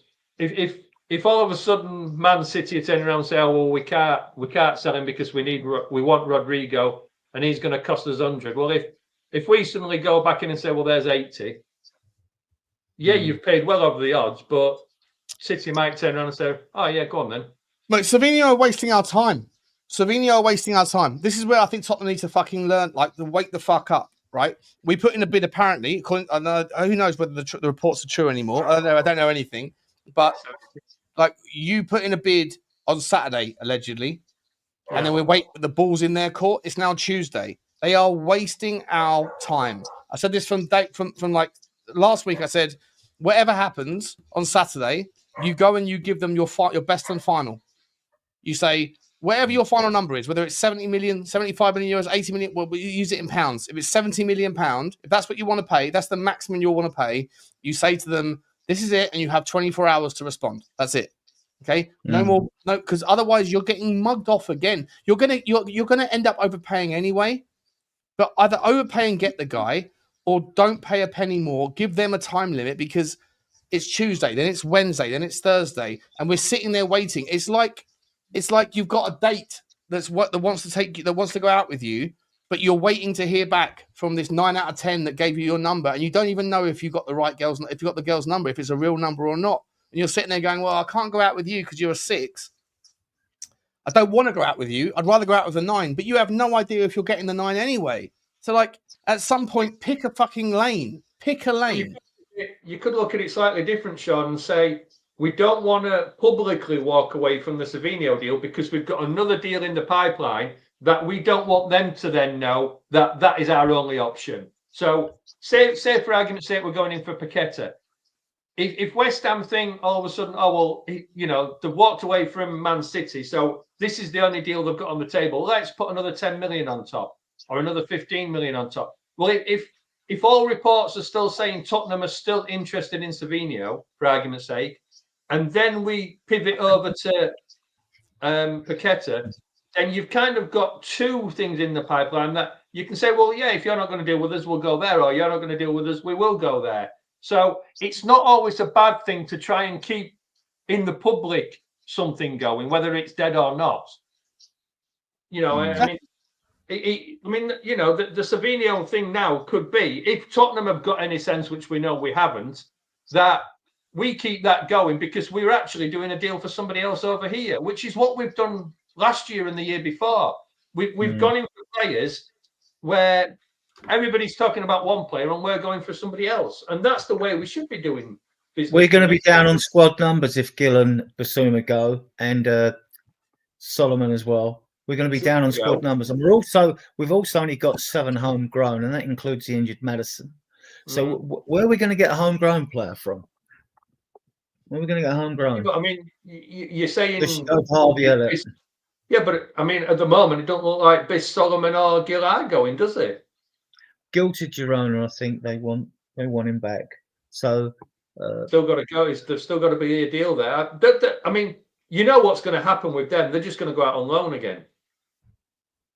I don't think Solomon goes out if we don't get another wide player in. If we get Lookman in or whatever, then Solomon goes. I don't think he goes otherwise. I just think we keep him because we're going to need 25. You know, I mean, I don't want Bissouma, but I mean, I'm resigned to the fact that although I don't want him, I mean, we're going to have to keep him if we don't get other I don't players see in. Solomon playing for us again because of politics. Hmm. I Yeah, I think think No, so. that was a while back. That was a while back. it doesn't matter. I agree. I actually agree with you, Soren. I think that he's Yeah. look. I'm not going to give my political stance on it, Mm. but politics in football shouldn't exist. None of it should have existed. Like that kneel down thing shouldn't have happened. The LGBTQ flag thing shouldn't happen. The Israeli thing, the Palestine thing. I don't care what side you are on any of those topics. Those things are bigger picture stuff. And football, it just creates an environment of toxicity from one group towards another. So I think that for me personally, those things shouldn't be brought into football. And when they are, you can't help the zeitgeist. Like if the FA or whatever else are pushing certain narratives, I fundamentally disagree with all of them. But I think that if like Manor Solomon's best place to be is in Leeds, because Leeds following has a sympathy towards that sort of vibe. And I think in the Tottenham fan base, there's definitely a sympathy towards that because we're a Jewish club. But there's also consequences to that sort of thing. And I think that he shouldn't have said what he said as a professional footballer. I mean, to be entirely honest, I don't know. Like, I'll be honest, I think that everyone, it's a free speech world. I fundamentally believe in free speech, but I think it does create problems. And I think that the club are probably a little bit sensitive to that kind of outrage a little bit. I think the thing with it is, if that's his belief, that's fine. But to come out publicly with it is the problem. And there's just consequences like that. It's like you're entitled to say what you want, but you're not entitled to you're not entitled to avoid the consequences of saying what you want. Yeah, you know. And so that's I support his right to say what he wants, but I think he has to shake hands with the reality that there's going to be collateral damage, and the football club might. I not to get off on the topic, but when I was out working with Google, they put me on to a company called Gannett, which run the USA Today network. So I worked for Google, but I actually always worked individually for companies that they seconded me out to.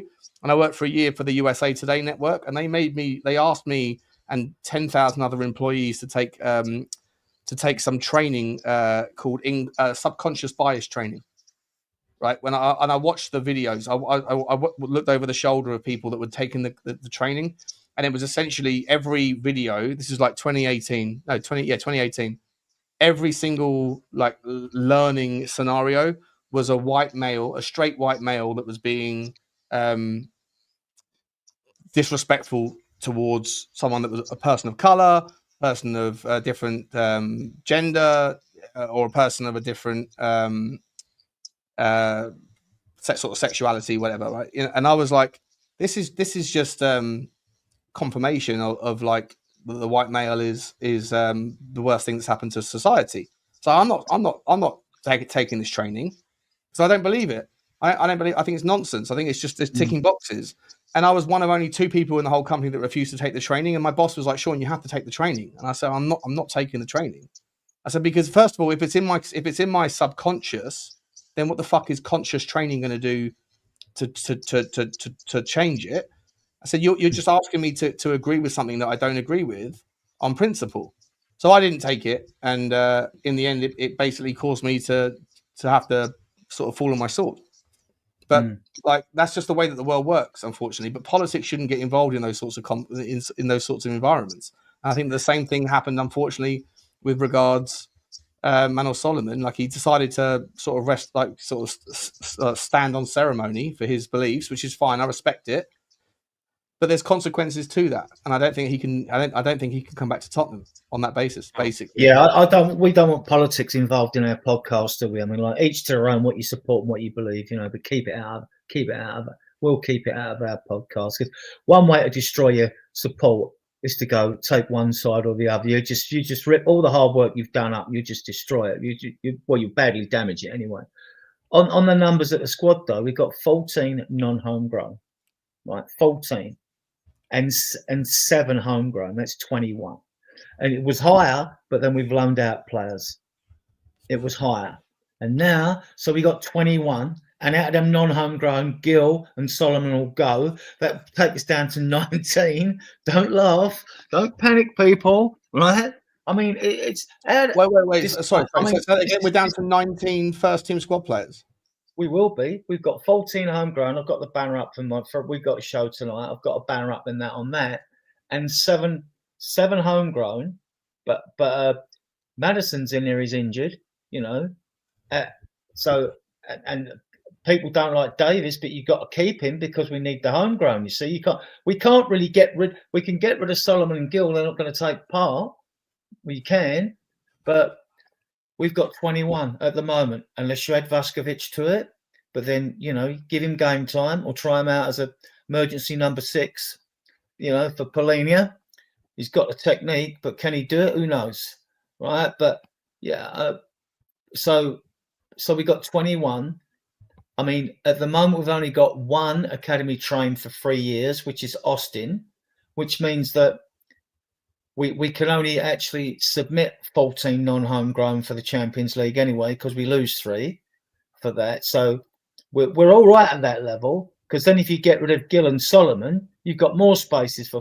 So we can bring in a couple, but then you're not going to be able to register Gill and Solomon. Not that it would be anyway, you know. So Have you seen that story? Like the Brian Hill apparently. Girona, who Brian Hill was at loan with all last year and did very well for them, that they had an option / I'm not sure if it was an option or an obligation. I thought it was an obligation, by the way, but then I don't know what to believe anymore. But that basically Girona said, "Oh, we're not going to exercise. We got to get out of jail free card on the obligation because he's injured." And then now they want to sign him back on a free transfer. on a loan as well. I see a loan. He's only got 1 year left on his contract, so a loan is basically a freebie. No, because You can get rid of him there. You fucking signed a contract. This is Manchester City's sister club. This is Manchester City. It's not like they're short of a bob or two. You know, maybe what I would say is I'm happy for you to have Brian Hill on loan as long as we get Savinho for a reasonable amount of money. I'm happy to make it with work that loan, way. though, Sean, Let's not take the fucking piss, eh? Let's not take the piss. I think the thing with that loan is you can put him out on loan with still an obligation at the end of it to buy him rather than him go on a free.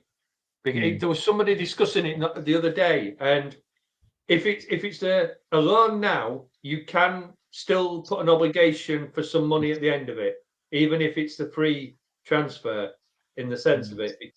I don't know how it works, but to me, if I was Tottenham, then if that's what they're saying and they're expecting him on a free, send him on a loan somewhere else. Yeah, and let them have him for free. I'm not having us getting Yeah, our pants pulled down on Savinho and also letting Girona, part of the City Football Group benefit from a freebie. Where was he before? Sevilla? One or the fucking other, you know? Yeah. Where was he before? Sociedad? Sevilla? Where was he before? Sevilla. No, Sevilla. Send him back there then. Well, that's it, because they were quite happy with him, weren't they? And then did he come back injured from there as well? Yeah. He gets injured everywhere he goes, mate. It's amazing. Yeah. Even Manuel Solomon, not to get back onto him. So I think there's a player in Solomon, by the way. And I actually, for what it's worth, if he does hang around, if he does stay at Tottenham, and he does end up being a part of the squad, I got no problems him coming. I got no problems him being on the pitch at times. I think there's a player in there. I don't think he's our level we need, but he's certainly, if he's fully fit, he's certainly a dangerous player, and he can certainly do some of the things that we're trying to look for in a left winger. And he scores on both sides. He's tricky as fuck. He's scary. Like I don't underrate the player. I just personally think that those people that were saying he's a baller because he scored 20 goals in the Championship. Yeah, but like there's lots of players that scored 20 goals in the Championship and they don't do anything in the Premier League, you know? I didn't see him at Fulham. I didn't see him at Shakhtar Donetsk. I didn't see him at Shakhtar Donetsk. And the only time, because it's starting to be more Spurs-centric and, you know, do everything more around Spurs, he played 3 times for us, I recall. He came and he had 2 cameo appearances on the right-hand side, right? He had the 15-minute spells. And then when he got my attention was that away game at Burnley when we won 5-2 and he gave Sonny 2 assists for his hat-trick. Then I thought, now he was looking up and he showed vision. I thought, you've got something about you. And then he got injured and that's that down the pants. I mean, I don't know, but as you said, Sean, he's got something about him.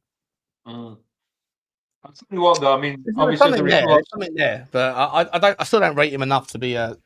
But at the moment, if I'm entirely honest, I'd probably say he's not that dissimilar to, like, in terms of levels. Like, if I was to see, let's say, for example, Brennan Johnson gets injured, and we've got Kudus on the right, we've got Sarr in the 10, and we've got a left winger spot. I don't really mind if it's. I'll be honest. I don't really mind if it's Brian Hill.